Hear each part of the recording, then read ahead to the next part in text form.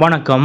தருமபுரியில் விழாவிற்கு செல்லும் வழியில் திடீரென வண்டியை திருப்பி முதலமைச்சர் மு.க.ஸ்டாலின் அவர்கள் சென்ற இடம் கவனம் ஈர்த்த முதலமைச்சர் மு.க.ஸ்டாலின் அவர்கள் செய்த செயல்.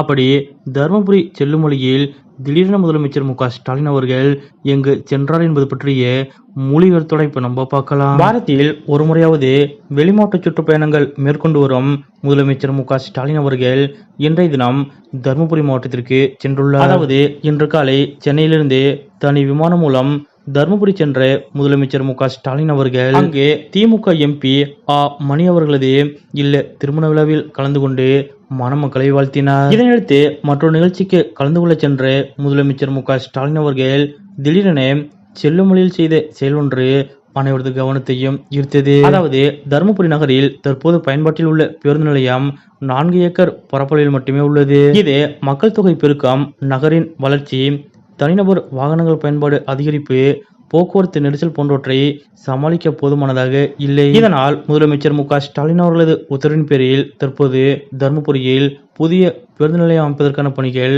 விறுவிறுப்பாக நடைபெற்று வருகின்றன. இந்த நிலையில்தான் இன்றைய தினம் தருமபுரி சென்றுள்ள முதலமைச்சர் மு.க.ஸ்டாலின் அவர்கள் யாரும் எதிர்பார்க்காத வகையில் திடீரென பேருந்து நிலையம் அமைக்கும் இடத்திற்கு நேரில் சென்று பணிகளை நேரில் பார்வையிட்டு ஆய்வு மேற்கொண்டார். அதாவது தருமபுரி நகராட்சிக்கு அருகில் உள்ள ரெட்டியள்ளி கிராமம், சோகத்தூர் பஞ்சாயத்திற்குட்பட்ட பகுதிகளில் 10 ஏக்கர் பரப்பளவில் சுமார் 40 கோடி ரூபாய் மதிப்பீட்டில் இந்த பேருந்து நிலையம் அமைக்கும் பணிகள் நடைபெற்று வருகிறது. அதன்படிதான் இன்றைய தினம் அந்த கிராமத்திற்கே நேரில் சென்று பேருந்து நிலையம் அமைக்கும் பணிகளை நேரில் பார்வையிட்டு ஆய்வு செய்த முதலமைச்சர் மு.க.ஸ்டாலின் அவர்கள் விரைந்து பணிகளை முடிக்குமாறும் தரமானதாகவும் பொதுமக்களுக்கு தேவையான அனைத்து வசதிகளும் இந்த பேருந்து நிலையத்தில் இருக்க வேண்டும் என்று அங்கிருந்த அதிகாரிகளுக்கு அறிவுறுத்தினார். இதனைத் தொடர்ந்து தருமபுரி வட்டம் அதகப்பாடி கிராமம் மற்றும் நலம்பள்ளி வட்டம் தடங்கம், அதியமான் கோட்டை மற்றும் பாலஜங்கமனஹள்ளி ஆகிய கிராமங்களில் மொத்தம் 1733 ஏக்கர் பரப்பளவில் அமைக்கப்பட்டுள்ள தருமபுரி சிப்காட் தொழில் பூங்காவிற்கு சென்ற